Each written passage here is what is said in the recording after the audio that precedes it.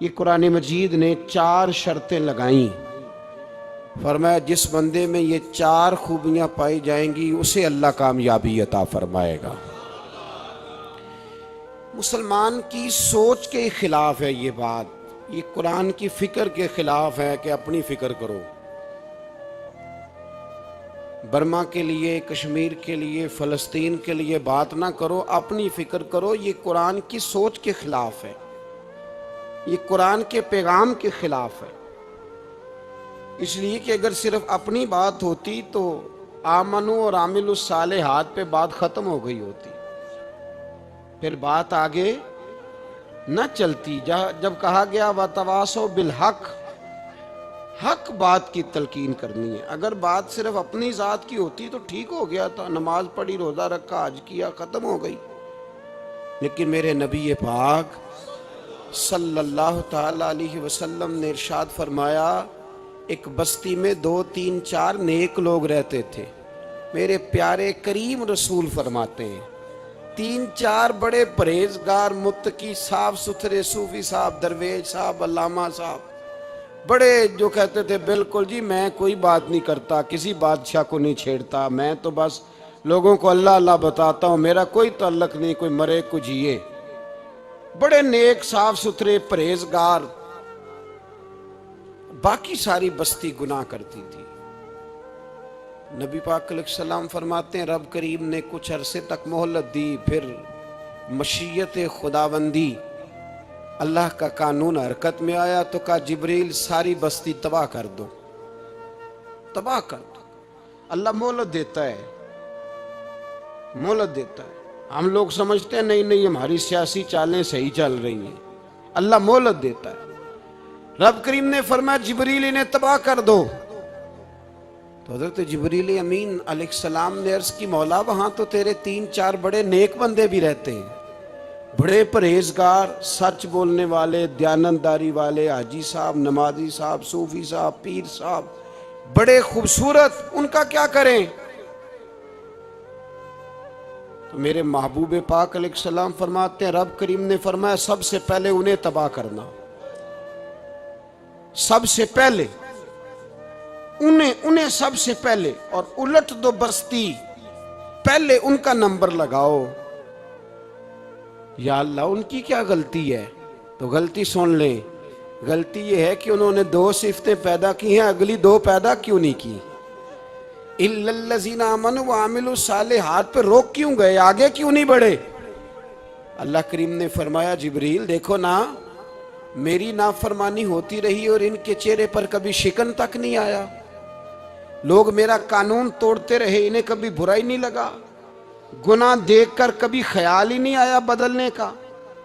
میرے بھائی امت مسلمہ اپنے لیے تو آئی نہیں دنیا میں، نبی پاک کی اس لیے تھوڑے آئے تھے کہ پیسے کمائیں، دنیا داری کریں، جھوٹ سچ ماریں اور رخصت ہو جائیں، بچے پیدا کریں۔ یہ کام تو ہندو، سکھ، بدھ مت سارے کر رہے ہیں، تو فقط اس کام کے لیے تھوڑی آیا ہے۔ کنتم خیر امت اخرجت للناس، اللہ فرماتے ہیں میرے محبوب کے غلاموں تم بہترین امت ہو، میں نے تمہیں امتوں کے بھلے کے لیے پیدا فرمایا ہے، تمہیں لوگوں کی امامت کے لیے دنیا میں بھیجا ہے۔ اے نوجوان مسلم کبھی یہ تدبر بھی کیا تو نے؟ وہ کون سا گردو ہے جس کا ہے تو ایک ٹوٹا ہوا تارا؟ تو نے کبھی سوچا ہے تو کیا ہے؟ پتہ ہے تجھے؟ روزی کماؤ، روٹی کماؤ، اور اب تو بہت سارے لوگ جھوٹ کی دنیا میں زندہ ہیں، جھوٹ بولتے ہیں اپنے آپ کے ساتھ بھی، دائیں بائیں فراڈ کر رہے ہیں اپنی ذات کے ساتھ، خول بنا لیا اس میں بند ہو گئے، باہر ہی نہیں نکلنا۔ اپنے ملک کی سوچو، اپنی بات کرو۔ علامہ اقبال نے پتہ کیا کہا تھا؟ اقبال نے، یہ سنو جو لوگ کہتے ہیں پہلے پاکستان، برما کے مسلمان بعد میں کشمیر کے مسلمان، پہلے سنو اقبال کیا کہتے ہیں۔ اقبال کہنے لگے ان تازہ خداؤں میں بڑا سب سے وطن ہے، ان تازہ خداؤں میں بڑا کون؟ وطن کی محبت ایمان کا حصہ ہے، اس میں شک نہیں۔ لیکن اگر اسلام سے پہلے وطن آ گیا تو اقبال کہتے ہیں ان تازہ خداؤں میں بڑا سب سے وطن ہے، اور جو پیرہن اس کا ہے وہ مذہب کا کفن ہے۔ فرماتے ہیں جو وطن اوڑھ لیتا ہے اس نے اپنے مذہب کو دفن کر دیا۔ سب سے پہلے پاکستان نہیں، سب سے پہلے رسول اللہ کا دین ہے، سب سے پہلے قرآن ہے، سب سے پہلے نبی پاک کا فرمان ہے، سب سے پہلے امت مسلمہ ہے۔ ان تازہ خداؤں میں بڑا سب سے وطن ہے، جو پیرہن اس کا ہے وہ مذہب کا کفن ہے۔ اور اقبال کہنے لگے قوم مذہب سے ہے، مذہب جو نہیں تم بھی نہیں۔ قوم مذہب سے ہے، مذہب جو نہیں، کوئی نہیں سمجھ آ رہی آپ کو میری بات؟ قوم کس سے ہے؟ پاکستانی ہونے سے، پنجابی ہونے سے، سندھی بلوچی پٹھان ہونے سے نہ، قوم مذہب سے ہے، اور مذہب جو نہیں تم بھی نہیں۔ یہ کیسے ہو سکتا ہے کہ مذہب نہ ہو اور بندہ زندہ رہے؟ یہ کیسے ہو سکتا ہے بھائی؟ کافر نے اصل میں جاگ ہی نہیں رہا، میں جاگتا ہی نہیں، میں جیب کی سوچتا ہوں، مسجد کی سوچتا ہوں، خانقاہ کی سوچتا ہوں، مدرسے کی سوچتا ہوں، دکان کی، سارا دن تو اس چکر میں لگا رہتا ہوں لوگوں کو ثابت کرنے میں کہ میں صحیح ہوں باقی غلط ہیں۔ میں تو اپنی ذات کے خول سے اٹھ ہی نہیں رہا، اور مجھے یہ اندازہ ہی نہیں کہ لیبیا سارا کٹ گیا، مصر کے ٹکڑے ٹکڑے ہو گئے، مجھے پتہ ہی نہیں کہ شام، جس کے بارے میں میرے نبی پاک علیہ السلام نے فرمایا مکے اور مدینے کے بعد اللہ نے سب سے زیادہ برکتیں ملک شام میں رکھی ہیں، اور حضور نے فرمایا جس نے ہجرت کرنی ہو وہ شام جائے۔ اتنا اعلیٰ ملک سارا کٹ گیا، 4,000 ہزار لوگ ایک دن میں قتل ہو گئے، پر میرا گھر اب آباد ہے نا، کوئی حرج نہیں، وہ کٹتے ہیں تو وہ دور ہیں، کٹتے رہے۔ فلسطین میں ہمارے ہاں معراج کی محفلیں بڑی جم کے ہوتی ہیں، سارے لوگ پڑھتے ہیں سبحان الذی اسریٰ بعبدہ لیلا من المسجد الحرام الی المسجد الاقصی۔ انہیں پوچھو روز قرآن مجید میں مسجد اقصی کا نام لینے والوں، تو مسجد اقصی کہتے ہو تو تمہیں اللہ کتنی نیکیاں عطا کرتا ہے، بتاؤ تو صحیح مسجد اقصی کدھر ہے؟ اور اب تو میری طرح کے مولوی آدھی حدیث سناتے ہیں، کہتے ہیں مسجد نبی میں ایک نماز پڑھو تو 50,000 کا ثواب، حرم شریف میں پڑھو تو 1,00,000 کا ثواب۔ مولانا حدیث یہاں سے شروع نہیں ہوتی، کھولو تو صحیح کنز المعال، پڑھو مسند امام محمد بن حنبل، حدیث تو یہاں سے شروع ہوتی ہے۔ میرے نبی پاک نے فرمایا مسجد اقصی میں جس نے ایک نماز پڑھی 25,000 کا ثواب، اور میری مسجد میں جس نے ایک نماز پڑھی 50,000 کا ثواب، اور اللہ کے گھر بیت اللہ جس نے پڑھی 1,00,000 کا ثواب۔ مسجد اقصی کا تو ذکر ہی چھوڑ گیا ہے، کیوں؟ وہ مسجد جس کی طرف منہ کر کے 15 سال میرے نبی پاک نے نماز ادا کی، کس نے؟ بولیے گا 15 سال تک، 2 ہجری میں 13 سال مکے میں، 2 سال مدینے میں، مسجد اقصی کی طرف جدھر منہ کر کے تیرے اور میرے رسول نماز پڑھتے رہے۔ آج وہ مسجد یہودی کے قبضے میں ہے، کئی جمعے تالا رہتا ہے، وہاں نماز نہیں پڑھنے دی جاتی۔ مجھے کیا لگے اس بات سے؟ میری مسجد میں تھوڑی لگا ہوا ہے۔ ایسی ہوا چلی ہے کہ ہر شخص سوچتا ہے تمام شہر جلے بس ایک میرا گھر نہ جلے۔ بھائی یہ وہ دور ہے جس دور میں ذرا سی بھی کسی شخص کو تکلیف ہوتی ہے تو عالمی میڈیا پہ بات جاتی ہے، موبائل جیبوں میں فوراً تصویریں کیش ہوتی ہیں۔ میں اور آپ، ہمارا اس قوم سے تعلق ہے جس قوم کے بچے کٹ گئے، ذبح ہو گئے، عورتوں کے پستان کاٹ کے برما کے بدھوں نے ان کے کباب بنا کے کھا لیے، چھوٹے چھوٹے بچوں کی لاشیں انہوں نے لٹکا ڈالی۔ اور یہاں میں حکومت کی کیا بات کروں، یہاں کسی سیاستدان کو مکھی کاٹ جائے تو ہمارے پھٹے آباد ہو جاتے ہیں بحث کرنے کے لیے۔ ہمارے اپنے لوگ، عام آدمی نہیں بات کرتا، عام آدمی نہیں نکلتا، عام شخص کو فکر ختم ہو گئی۔ بھائی سب سے بڑھ کر بہترین مسجد کے خطیب امام حسین تھے۔ مسجد نبی سے بڑی بھی کوئی مسجد ہوگی جس ممبر پر رسول پاک بیٹھ کے خطبہ دیا کرتے تھے؟ اور میرے مصطفیٰ کے آستانے سے بڑا بھی کوئی آستانہ ہوگا جس کی سجادگی امام حسین کے پاس تھی؟ کہتے ہیں ہمارا کیا تعلق، ہمیں کیا لگے، جو مرضی ہوتا پھرے۔ امام علی مقام آرام سے مسجد نبی میں بیٹھے تھے، زمانہ پوری دنیا سے جاتا تھا، ہاتھ چومتا تھا، قدموں میں بیٹھتا تھا۔ اتنے بڑی عظمت والی بھی کوئی شخصیت ہوگی جس کے رگوں میں رسول اللہ کا خون دوڑتا ہے، جسے حضور اپنی زبان مبارک اس طرح وہ چوسا کرتے تھے جیسے عرب کے لوگ پیاس کے عالم میں کھجور چوسا کرتے تھے۔ اتنا بڑا بھی کچھ شخص تھا، لیکن جب دین پہ کڑا وقت آیا تو حسین نے مسجد کی خطابت نہیں بچائی، آستانہ نہیں بچایا۔ امام علی مقام نے کہا کوفہ لٹتا ہے تو لٹتا رہے، دمشق میں فساد ہوتا ہے تو ہوتا رہے، وہ ملک شام کی بچیاں رو رہی ہیں تو روتی رہیں کہ ہم پہ یزید قابض ہو گیا، میری مسجد آباد ہے، کافی ہے نا۔ امام حسین نکلے اور نکل کے کہنے لگے جنت البقیع والی جگہ پہ کھڑے ہو کہ یا رسول اللہ میں جا رہا ہوں اور آپ کے لیے جا رہا ہوں، اس لیے کہ مجھے اس شام کو بچانا ہے جس شام میں رسول اللہ کا کلمہ پڑھنے والے لوگ بستے ہیں۔ مجھے کوفہ، دمشق، مصر کے لوگوں کو بچانا ہے۔ نانا تیرے کرم کے خزینے کی خیر ہو، میں جا رہا ہوں تیرے مدینے کی خیر ہو۔ نکل کھڑے ہوئے امام علی مقام، میدان میں نکلے، کس کے خلاف؟ بولے کون تھا یزید؟ مسلمان تھا۔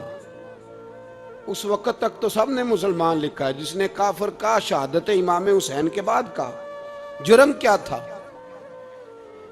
میری گردن جھک جاتی ہے جب میں یہ بات کرتا ہوں، ایمانداری سے کہہ رہا ہوں، جوش خطابت نہیں، میری گردن جھکتی ہے جب میں یہ لفظ ادا کرتا ہوں۔ امام علی مقام اس شخص کے خلاف نکلے، سارے خطبے امام حسین کے پڑھ کے دیکھو۔ امام حسین نے فرمایا یزید شرابی ہے، شرابی مسلمانوں کا حکمران ہو سکتا؟ آپ نہ بولیں بے شک، پر بات تو سچی ہے نا۔ امام حسین نے فرمایا شرابی کو ووٹ دیا جا سکتا؟ فرمایا رنڈیوں کا ناچ دیکھتا ہے جو مجرے دیکھے، جو رنڈیوں کے ناچ دیکھے وہ مسلمانوں کا حکمران ہو سکتا؟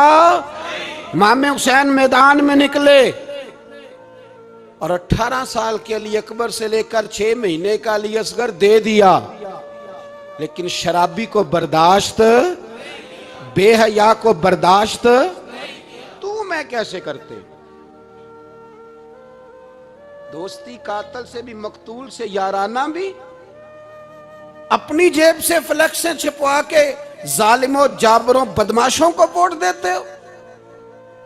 امام حسین کو تیری دیگ کی ضرورت ہے جو تو 10 محرم پہ پکاتا ہے، چاولوں کی ضرورت ہے جو تو نے 9 محرم کو پکائے،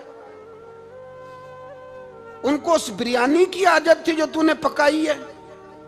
میرے گھر میں فلاں M N A M P A صاحب آ گئے تھے، امام حسین کے گھر کے اندر یزید نے پیغام بھیجا، اس نے کہا جیسے کہو گے کر لوں گا، جتنے پیسے کہو گے دے دوں گا، جتنی مسجدیں کہو گے بنوا دوں گا، جتنے ادارے کہو گے تعمیر ہو جائے، مجھے نہ چھیڑو۔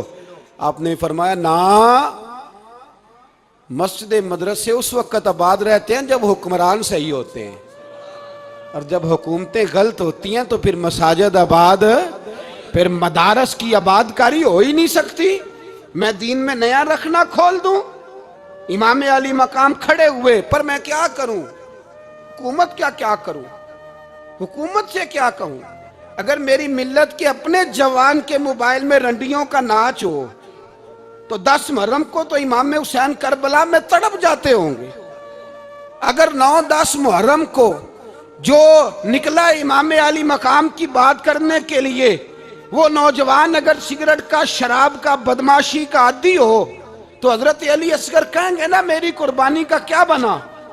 وہ تو نکلے تھے عریانی اور فحاشی کے خلاف، اور اگر ملت کا جوان روز چوک میں کھڑے ہو کے لڑکیوں کو تاڑتا ہو تو حضرت علی اکبر تو اپنی قبر میں روتے ہوں گے کہ یہ اس قوم کے لیے جان دے دی جو آج یزیدی طریقوں پہ عمل کر رہی ہے، جو ساری رات گند دیکھ کے سوتی ہے، جو ساری رات بے حیائی، فحاشی اور عریانی میں لگی رہتی ہے، ان لوگوں کے لیے جان دے دی۔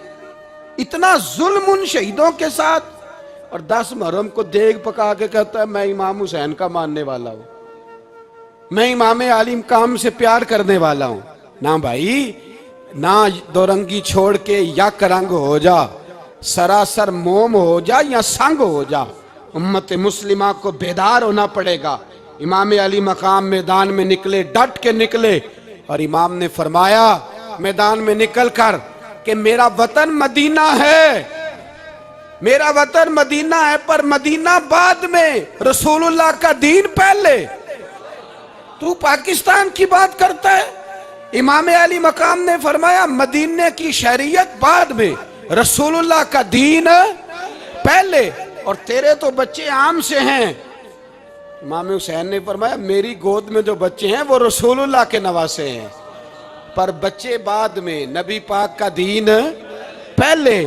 آپ نے فرمایا تیری بیٹی بڑی باوقار ہوگی، اس کی بڑی عزت ہے، تو کہتا ہے بیٹی کی وجہ سے بلیک میل ہو گیا، لیکن جو شان خدا نے حسین کی بیٹی کو عطا فرمائی، جن بچیوں کا سر کا بال ننگا ہو جائے، سر کا بال ننگا ہو جائے، تو امام شورانی فرمایا کرتے تھے اگر مدینے میں کسی سید زادی کے سر کا بال ننگا ہوتا تھا تو سورج اپنا منہ چھپا لیا کرتا تھا، سورج چھپ جاتا تھا بادلوں کی اوٹ میں، اور مدینے والے سمجھ لیتے تھے کہ گھر میں کام کرتے کرتے کسی سید زادی کے سر کا کوئی بال ننگا ہو گیا۔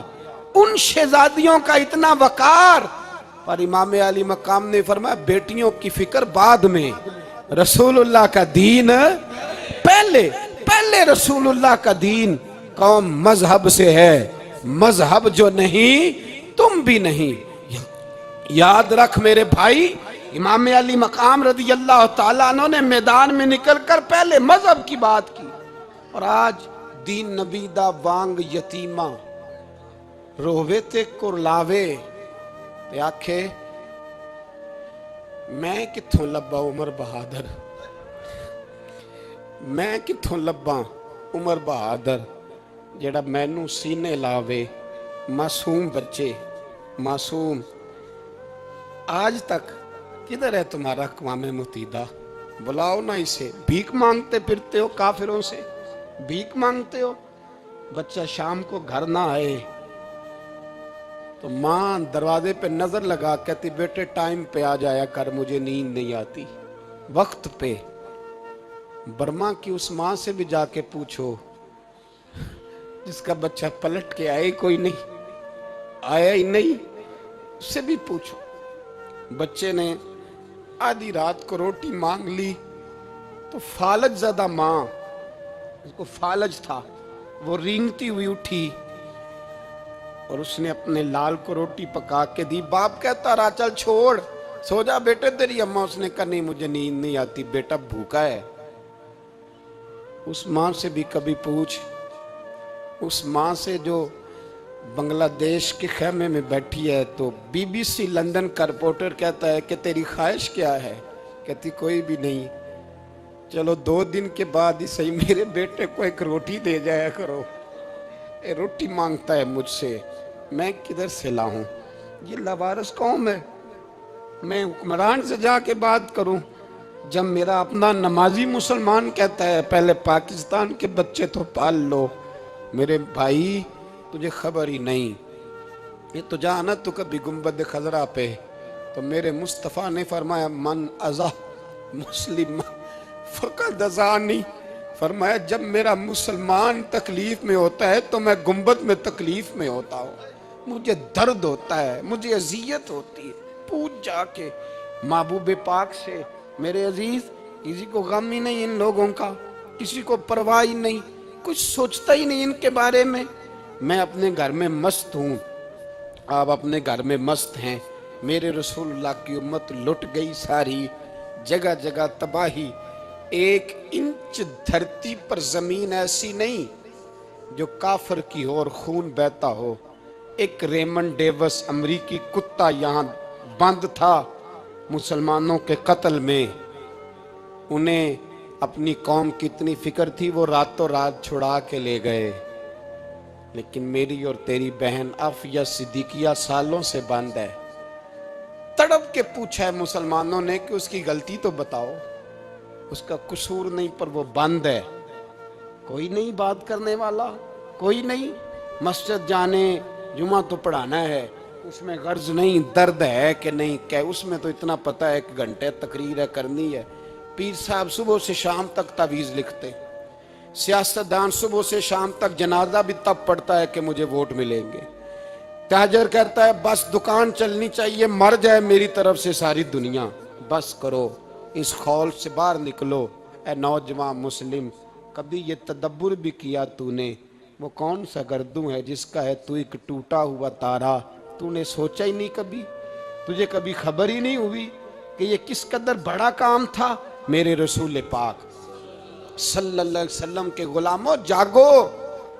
میں دعائی دیتا پھرتا ہوں، میں کہتا ہوں جٹ بن کے بڑا جی لیا، بٹ رائیں انصاری بن کے بڑا جیا، بس کر دو، بس کر دو۔ اب مسلمان بن کے جینا سیکھو، اب اپنی پہچان رسول اللہ کی غلامی بناؤ، اب کہو پہلے دین باقی ہر چیز بعد میں، بس کرو، بہت ہو چکا ہمارے ساتھ، اب تھوڑا جاگو۔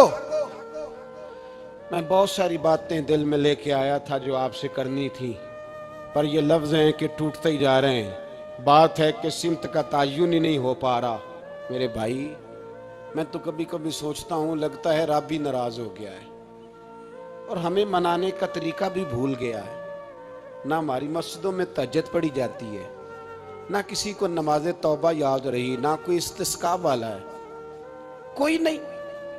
جو پیر صاحب کے پاس جا کے بیٹھتا ہے تھبکی دیتے ہیں، کہتے ہیں جا تیرا کام ہو جائے گا، موج کر۔ کبھی نہیں کو کہتا توبہ بھی کر، استغفار بھی پڑھ، یہ داڑھی پوری کر، دین رسول اللہ کا اس کی طرف تو توجہ کر۔ کوئی تبلیغ ہی نہیں کرتا، سارے پھوکا پھاکی پہ لگ گئے ہیں۔ کوئی خیال ہی نہیں آ رہا کسی شخص کو کہ ہماری تباہیوں کا سبب کیا ہے؟ کہ علاقہ تک کا برس فتح ہوا، تمام لوگ نعرے لگا رہے ہیں۔ حضرت ابو ذر غفاری کونے میں بیٹھ کے رونے لگ گئے۔ مسلمانوں کو فتح ملی، سب لوگ نعرے لگا رہے ہیں، خوشی ہو رہی ہے کہ علاقہ فتح ہو گیا۔ حضرت ابو ذر غفاری رونے لگے اور تڑپ کے روئے۔ لوگوں نے کہا ابو ذر کیوں روتے ہو؟ آپ فرمانے لگے یہ لوگ برسوں سے قابض تھے اس شہر پر، یہ جن لوگوں سے آج ہم نے لیا ہے یہ برسوں سے، دل کے کانوں سے کھل سننے والی بات ہے۔ فرمانے لگے یہ برسوں سے قابض تھے، انہوں نے اللہ کی نافرمانی کی ہے تو آج علاقہ ان کے ہاتھوں سے نکل گیا ہے۔ میں رو اس لیے رہا ہوں کہ خدایا کہیں ہم سے بھی نافرمانی نہ ہو اور یہ ہمارے ہاتھوں سے بھی نہ نکل جائے۔ شام نکل نہیں گیا ہمارے ہاتھوں سے، لیبیا نکل گیا، مصر نکل گیا، عراق نکل گیا، افغانستان نکل گیا، اور اگر دیکھو تو بالواسطہ بلا واسطہ ہر جگہ کافر کا ڈیرا۔ وہ رو رہے ہیں، کہتے ہیں جب قوم اللہ کی نافرمانی کرتی ہے تو علاقے نکل جاتے، تڑپ رہے ہیں۔ مجھے کوئی فکر نہیں، کوئی نہیں رویا مصر کے جانے پر، کوئی نہیں رویا لیبیا کی تباہی پر، شام کے بچوں پہ کوئی نہیں رویا۔ ہم لوگ یہاں عید مناتے رہے، عید پر لوگ نئے کپڑے لیتے رہے اور برما کے مسلمانوں کو کفن تک نصیب نہ ہوا۔ کوئی نہیں تڑپا ان لوگوں پر، کسی کو خیال نہیں آیا۔ صاحب امام علی مقام کی فکر کو سمجھو، اس پر غور کرو، بس کر دو، نیند بڑی لمبی ہو گئی، اب اٹھو اس بیداری سے، اٹھو۔ جب قومیں نافرمانی کرتی ہیں تو ملک چھن جاتے ہیں، اور کافر باری باری کر کے باریاں لگا رہا ہے، باری باری تمہیں کئی دفعہ دھمکیاں دے چکا ہے، وہ تمہارا نمبر کئی دفعہ لگا چکا ہے۔ اب خواب غفلت سے اٹھ جاؤ، آگ پیروں تک آ گئی ہے، ایسا نہ ہو جلا ڈالے سارا کچھ۔ حضرت سیدنا ابو ذر غفاری رو کے فرمایا کرتے تھے جب تم نافرمانیاں کرو گے تو علاقے تمہارے ہاتھوں سے نکل جائیں گے۔ سو نکل گئے، نکل گئے. غوث اعظم کے بغداد پہ کئی دفعہ بم گرے. مولا علی شیر خدا کا شہر نجف کئی دفعہ بم کی نظر ہوا. امام علی مقام کے کربلا میں اب تک کئی دفعہ جنگیں ہو چکی، اس لیے کہ ہم نافرمانی کرتے ہیں، علاقے چھن جاتے ہیں. دوسری بات یہ کہ پھر ہمیں وہ طریقہ بھی نہیں آتا جس سے رب کو منایا جاتا ہے. آپ یقین کریں، مسلمان پہ ایک 5 وقت کی نماز ہے، وہ بھی بوجھ ہے. 2.5 گھنٹے کی تقریر اور 5 منٹ کی جماعت میں لوگ بھاگتے پھرتے ہیں. بڑا مشکل ہے. آج تک مسلمان ایک 5 وقت نماز پڑھنے کے لیے بہانے ڈھونڈ رہا ہے ابھی تک. تو وہ مسلمان کہاں سے آئیں گے جو رات کو رویا کرتے تھے؟ راتوں کو اٹھ کے روتے تھے تو سویرے اللہ کافر کے مقابلے میں اتنی مدد کرتا تھا کہ 10 مسلمان لاکھوں کو بھگا دیا کرتے تھے. اس لیے کہ مدد کس کی شامل ہوتی تھی؟ بول کے بتائیے، کون مدد کرتا تھا؟ کیونکہ دیکھیں نا، یہ ہمیں طریقہ بتایا نبی پاک نے. اللہ حضور سے راضی تھا کہ نہیں؟ یار اس پہ جلدی جلدی بولو. اللہ راضی تھا نا؟ تو بدر کی رات حضور کیا کرتے رہے ساری رات؟ ساتھ نہیں تھا اللہ؟ وہ تو وہاں سے فرما رہا ہے غار ثور سے، ان اللہ معنا. محبوب کہہ دے کہ اللہ تیرے ساتھ ہے. وہاں سے محبوب کہہ رہے ہیں اللہ ہمارے ساتھ ہے. وہاں سے اللہ ساتھ تھا، پر ساری رات، بدر کی ساری رات. اور دعا کا رنگ کیا تھا؟ حضرت ابوبکر صدیق فرماتے ہیں حضور نے ہاتھ اٹھائے، اللہ یہ میرے 313 ہیں، میں کل کمائی لے کے آ گیا. اے اللہ میری کل کمائی ہے، اگر یہ ہلاک ہو گئے تو قیامت تک کون تیری عبادت کرے گا؟ اے اللہ مدد فرما. اور حضور مناتے ہیں رب کو، کہتے ہیں یا اللہ تو نے وعدہ نہیں کیا تھا تو مدد کرے گا، یا اللہ تیرا وعدہ نہیں تھا تو کامیابی دے گا، یا اللہ تو نے ساری رات مناتے گزر گئی، ساری رات. صبح کا اجالا چمکا تو حضرت ابوبکر فرماتے اتنا لمبا سجدہ کیا، حضور سجدے میں تھے، میں دیکھتے دیکھتے تھک گیا. میں سجدے کی حالت میں ہی حضور پر لیٹ گیا، لپٹ گیا. میں نے کہا محبوبہ سر اٹھائیں. وہ دیکھیں اللہ نے مدد نازل فرما بھی دی ہے. اٹھائیے سر. حضور نے اللہ کو منایا. نبی پاک منایا کرتے تھے. ہم اب سجدوں میں بھی نہیں جاتے. اتنی سو گئی امت، سجدوں تقریروں سے انقلاب لانا چاہتے ہیں. ہم خالی نعروں سے انقلاب برپا کرنا چاہتے ہیں.